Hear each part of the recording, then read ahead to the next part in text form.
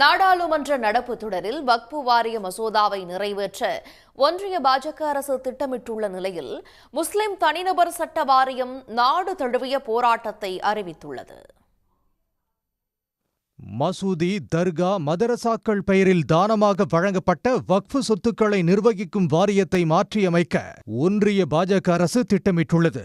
வக்ஃபு வாரிய நிர்வாகத்தில் பெண்களுக்கு இடமளிப்பது, இஸ்லாமியர் அல்லாதவர்களை நிர்வாக பதவியில் அமர்த்துவது போன்ற மாற்றங்களை அமல்படுத்த வக்ஃபு சட்ட திருத்த மசோதா கொண்டுவரப்பட்டது.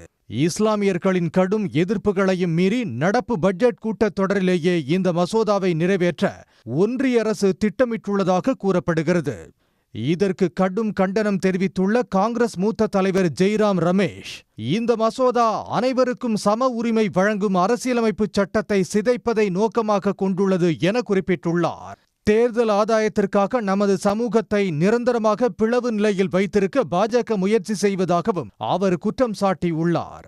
இதனிடையே வக்ஃபு வாரிய சட்ட திருத்த மசோதாவுக்கு எதிராக நாடு தழுவிய அளவில் போராட்டம் நடத்தப்படும் என்று அனைத்திந்திய முஸ்லிம் தனிநபர் சட்ட வாரியம் அறிவித்துள்ளது. அதன் முதல் கட்டமாக வரும் 26ஆம் தேதி பாட்னாவிலும் 29ஆம் தேதி விஜயவாடாவிலும் போராட்டத்துக்கு திட்டமிடப்பட்டுள்ளதாக தெரிவிக்கப்பட்டுள்ளது.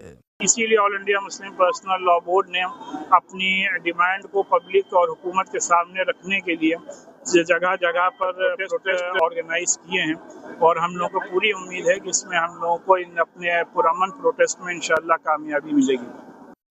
இதனிடையே வக்ஃபு வாரிய மசோதாவுக்கு ஆதரவு தெரிவிக்கும் பீகார் முதலமைச்சர் நிதிஷ்குமாருக்கு எதிர்ப்பு தெரிவித்து அவர் வழங்கிய இஃப்தார் நோன்பு நிகழ்ச்சியை 7 இஸ்லாமிய அமைப்புகள் புறக்கணித்தன. உடனுக்குடன் செய்திகளை தெரிந்து கொள்ள சன் நியூஸ் பெல் ஐகானை கிளிக் பண்ணுங்க.